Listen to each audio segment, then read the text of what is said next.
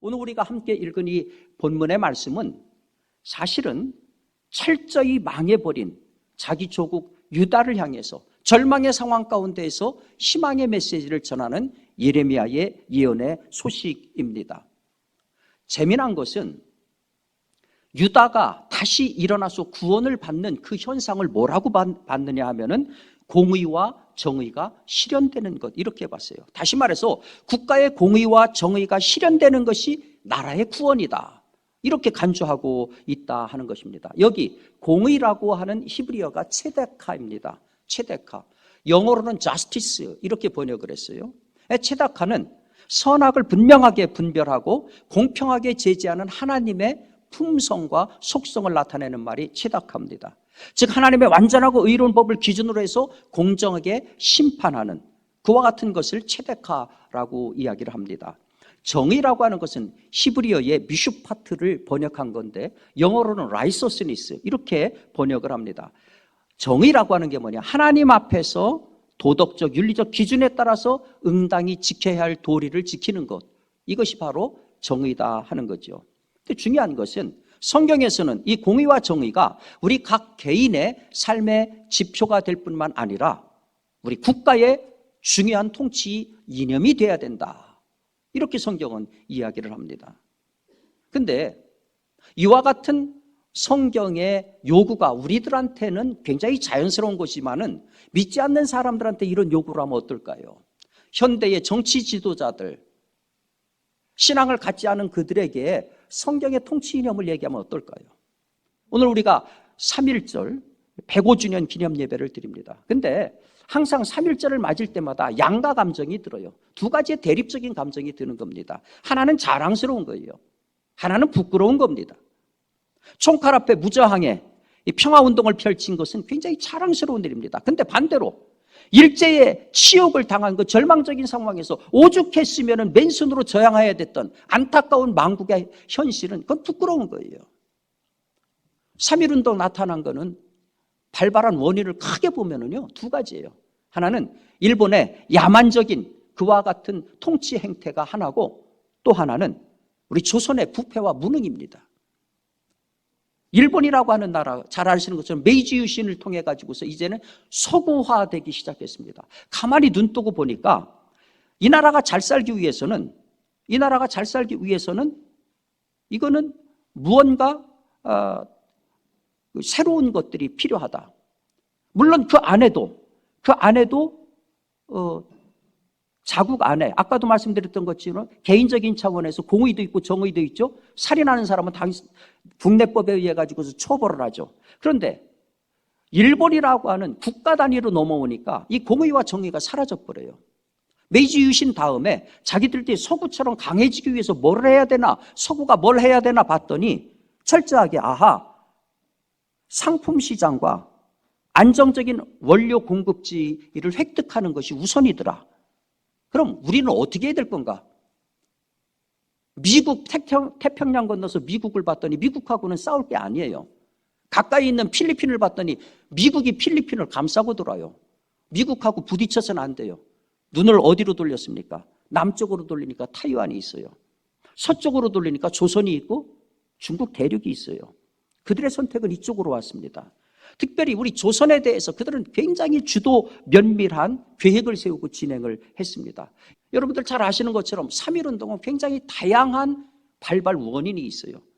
무엇보다도 일제의 무자비한 무단 통치가 큰 원인이 됐죠. 조선인들을 천황의 신민으로 만들려고 하는 동화정책도 큰 원인이 됐어요.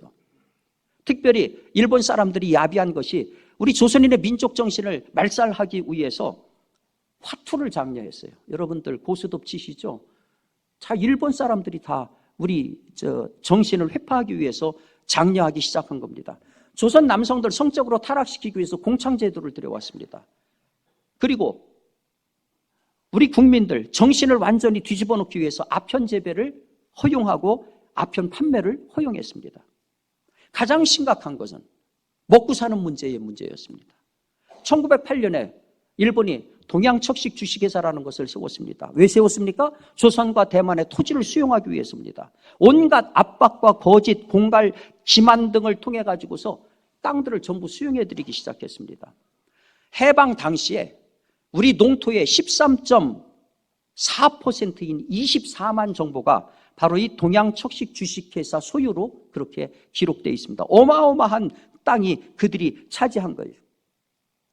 1911년에는 철도와 도로 건설이라고 하는 명목하에 토지 수용농을 발제를 했습니다.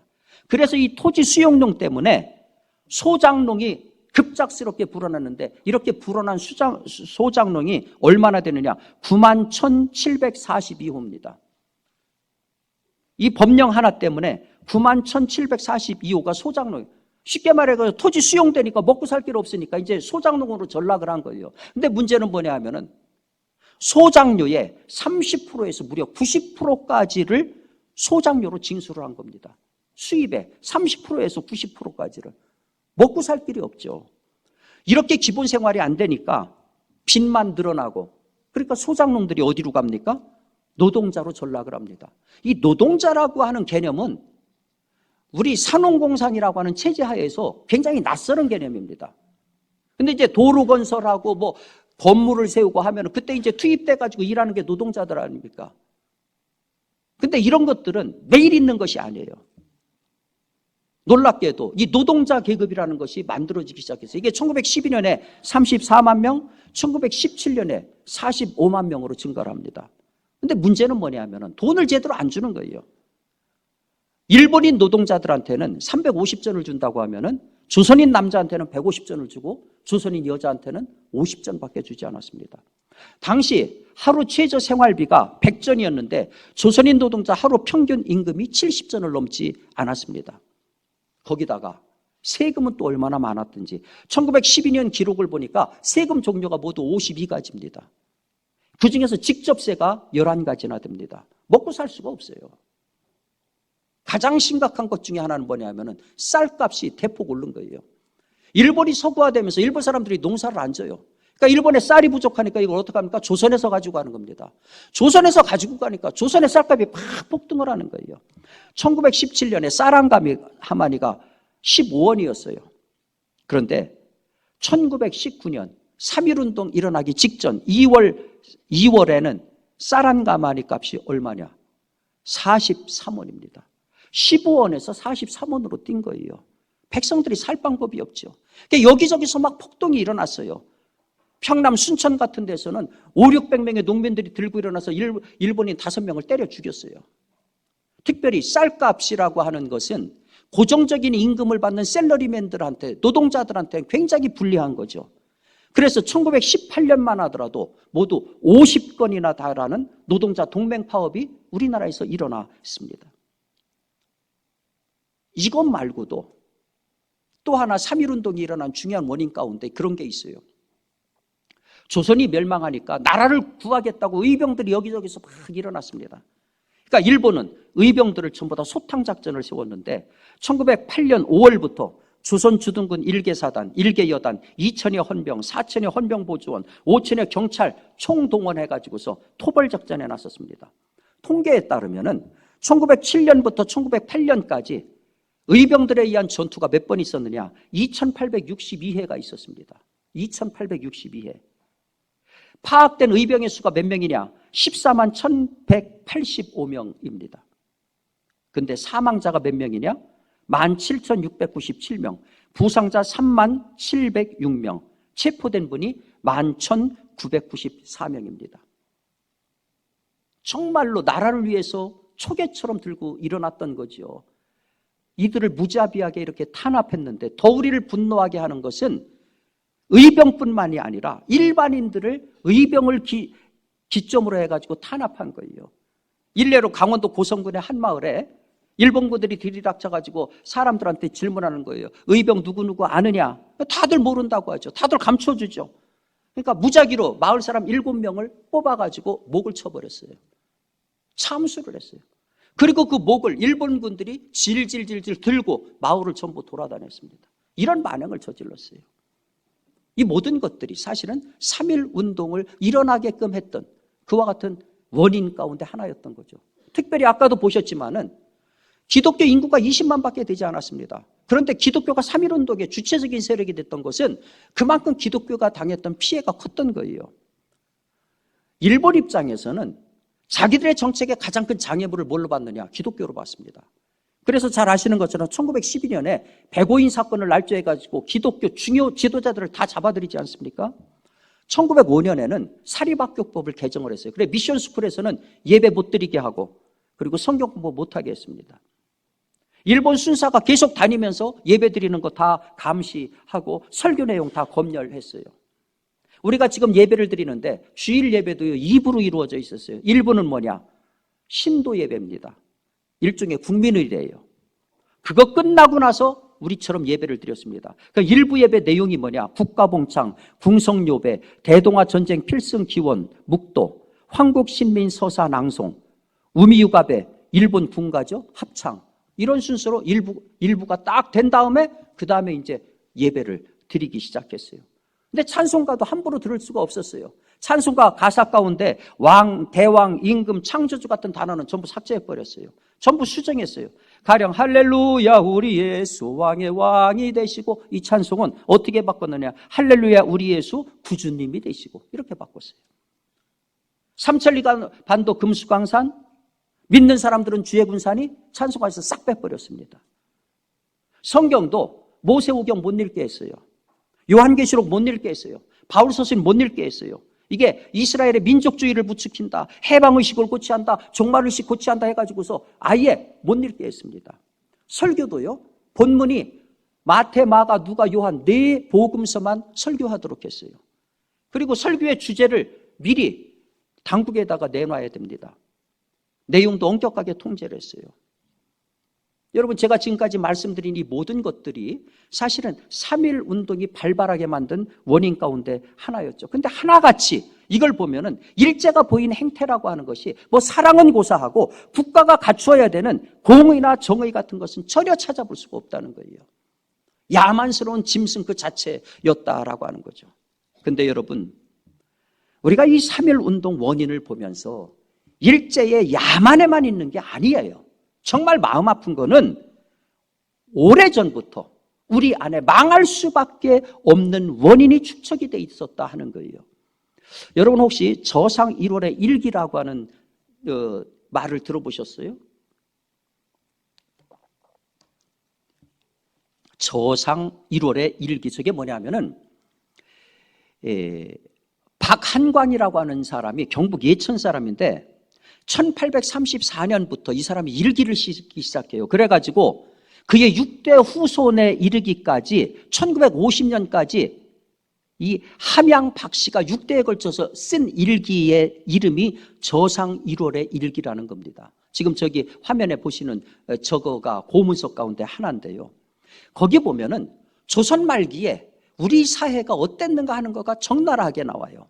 예를 들어서 1834년 1월의 일기 내용에 이런 게 나옵니다. 거린 부자가 1월이니까 길에서 서로 껴안고 동사했다. 떼강도가 노상에서 사나이를 죽이고 한 양 반을 탈취해서 도주했다.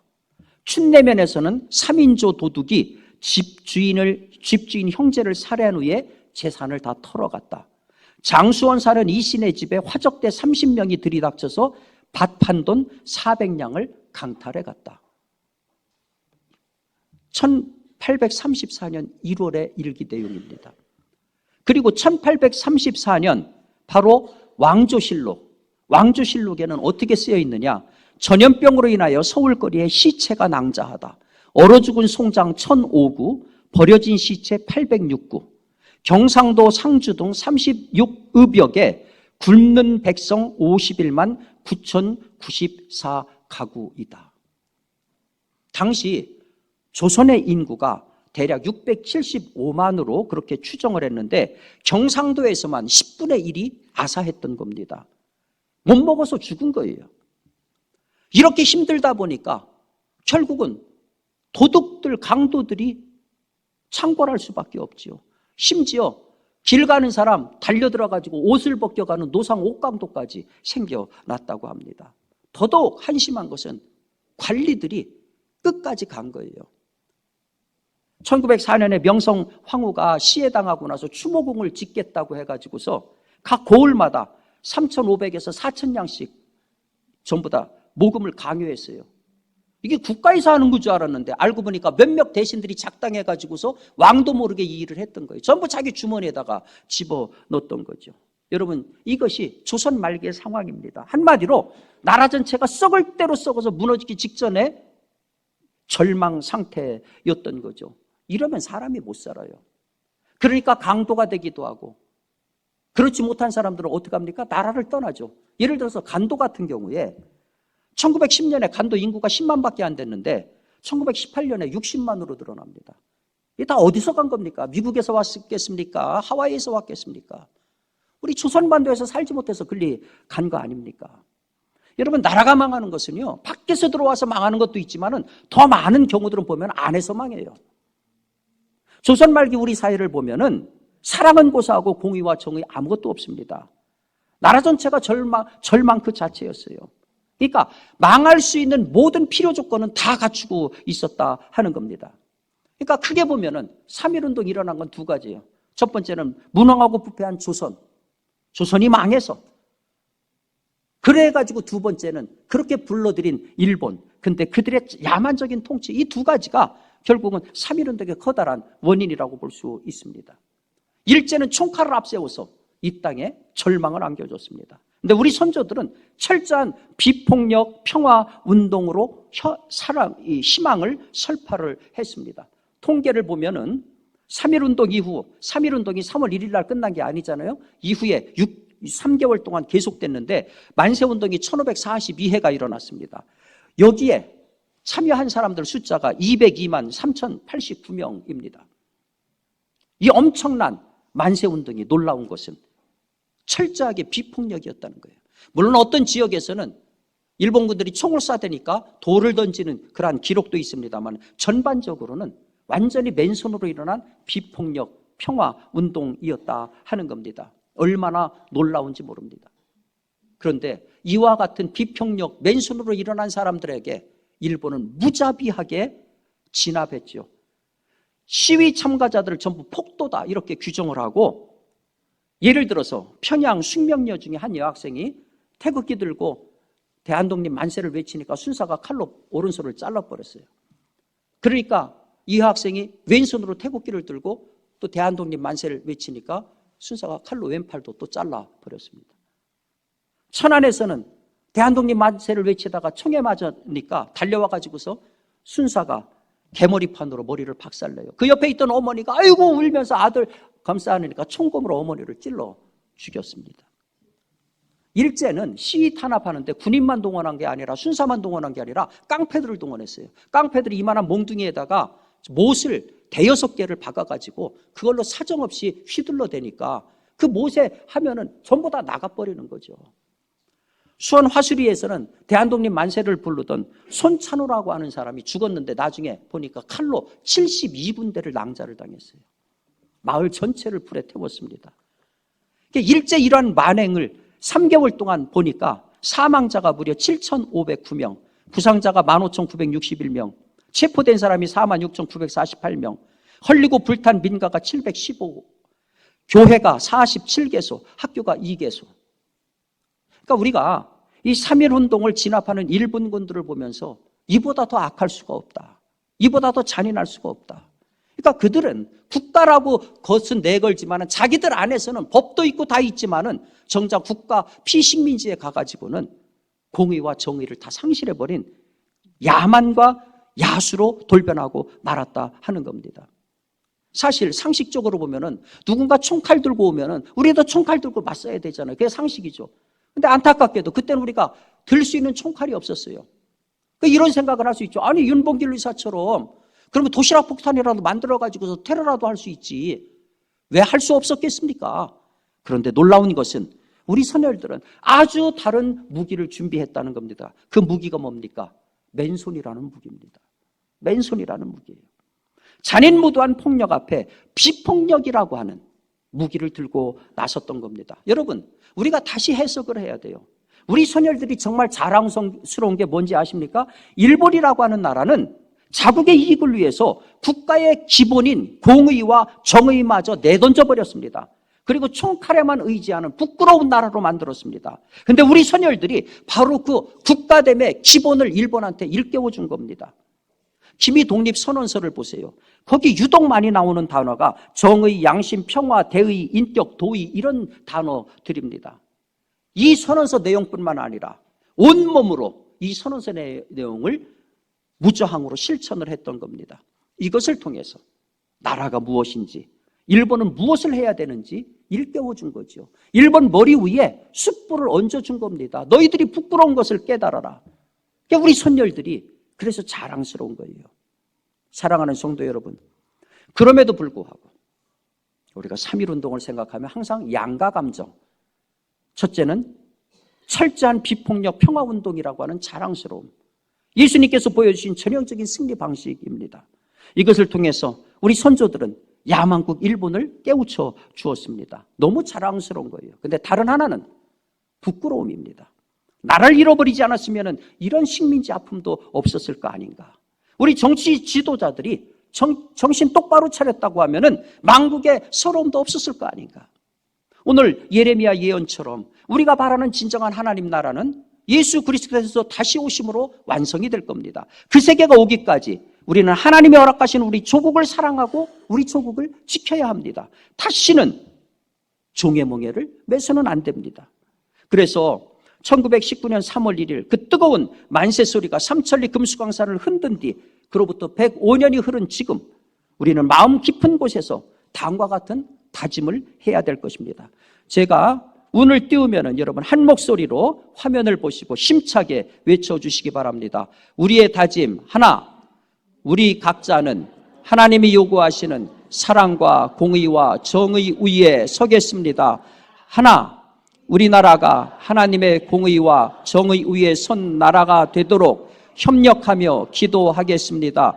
하나, 우리는 미움과 증오의 감정을 넘어 일본이 과오를 뉘우치고 평화의 파트너로 참된 이웃됨을 위하여 기도하겠습니다. 하나, 우리나라가 두 번 다시 만국의 서러움을 겪지 않도록 국민의 도리를 다하겠습니다. 하나, 우리 정치 지도자들이 하나님을 두려워하고 국민을 존엄히 여기며 하나님의 지혜로 정치하기를 기도하며 주어진 주권으로 그런 지도자를 선출하겠습니다. 하나, 우리는 분단된 우리 조국이 평화로운 통일을 이루며 복음으로 하나 되기를 기도하겠습니다. 아멘. 사랑하는 성도 여러분, 준비하지 않으면 비극의 역사는 언제든지 되풀이될 수 있습니다. 그리스도께서 우리를 자유케 하려고 자유를 주셨으니 그러므로 굳세게 서서 다시는 종의 멍에를 매지 말라. 오늘 3.1절 105주년 예배를 드리면서 우리 안에 이런 믿음의 결단이 있으시길 주님의 이름으로 축원합니다.